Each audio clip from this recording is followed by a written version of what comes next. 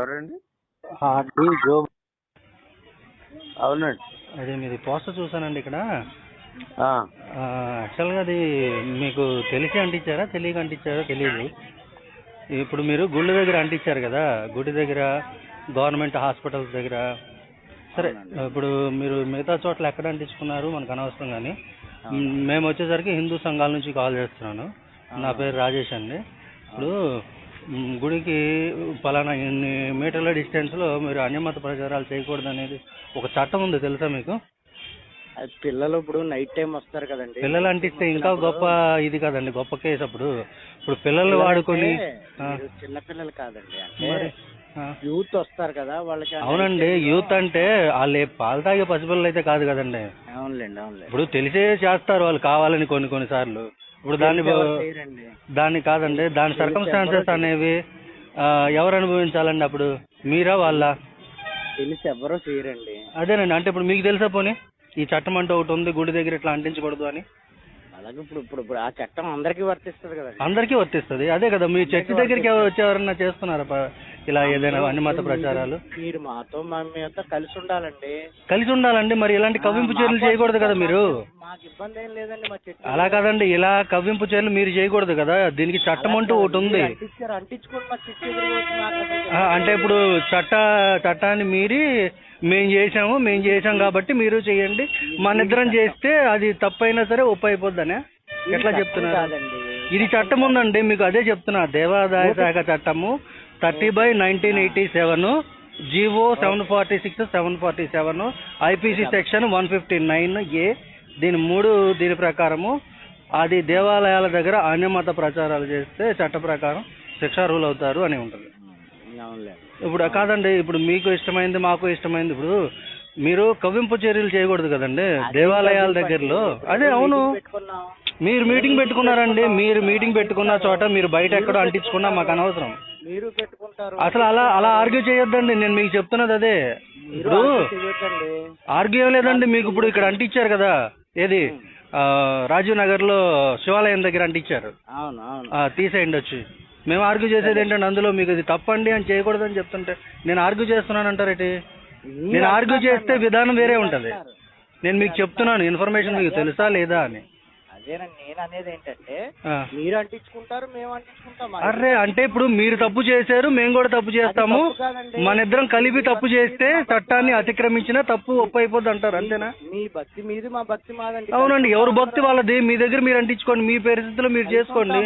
గుడి దగ్గర ఎందుకు చేస్తారు? అప్పుడు గుడి దగ్గర చట్టం ఉందని చెప్పేసి అంటుంటే మళ్ళీ నేనేదో ఇది చేసినట్టు మాట్లాడతారు, ఆర్గ్యూ చేస్తున్నానంటారు మళ్ళీ. మా చర్చి ఎదురుగా కూడా వచ్చి చాలా మంది అంటించారండి. ఏమంటించారండి? ఉన్నాయి, ఇదిగో ఏమంటించారు?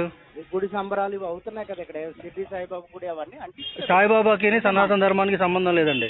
సాయిబాబా గుళ్ళు దేవాదాయ శాఖ పరిధికి రావు. చూద్దాం కాదండి, తీయించండి, అది చూద్దాం కాదండి. నేను మీకు కాల్ చేసింది నేను సరదా చెప్పడానికి కాదు, వచ్చి పిలిపించి తీయించండి అక్కడ. అర్థమైందండి? రాజీవ్ నగర్ బస్ స్టాండ్ దగ్గర శివాలయం దగ్గరలో అంటించారు, దాన్ని తీయించండి. అంటే శివాలయం మీద కూడా అంటిస్తారు అయితే? ఎవరు అంటిస్తారండి? మరి మీరేం మాట్లాడుతున్నారు? దేవాలయానికి ఇన్ని కిలోమీటర్ల పరిధిలో అన్యమత ప్రచారాలని చేయకూడదు. మీకు తెలియనప్పుడు చెప్పినప్పుడు వినాలి, పిలిపించి తీయించండి. ఏంటి నెక్స్ట్ టైం? ఇప్పుడు ఉన్నది ఏం చేస్తారు అక్కడ? సరదాగా ఉందండి మీకు? ఇప్పుడున్నది ఏం చేస్తారు చెప్పండి అక్కడ? ఇప్పుడున్నది ఏం చేస్తారు చెప్పండి. సరే, మీకు కాల్ చేసి చేసుకుంటా ఉంటారులే, కానీ ఏంటైతే నేను తీసుకెళ్ళి దాన్ని మీ నెంబర్ తీసుకెళ్ళి అందులో పెడతాను గ్రూప్స్లో. బాగా సరదాగా ఉన్నట్టుంది మీకు.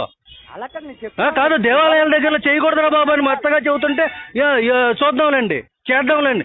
ఏంటది చూద్దాంలేండి, చేద్దాంలేండి? అదేమన్నా మీ ఇల్లా?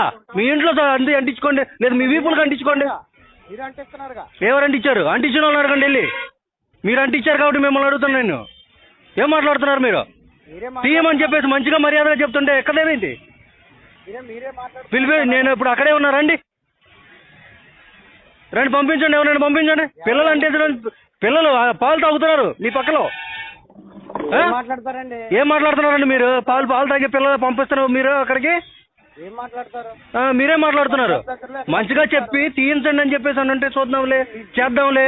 గుడి మీద అంటిస్తే బాధపడాలి. అరే గుడికి ఇన్ని కిలోమీటర్ల దూరంలో చేయకూడదు. లేదండి, ఉంది 30/1987 చూడు, ఆన్లైన్ చూడు. అది మత ప్రచారం కాదు.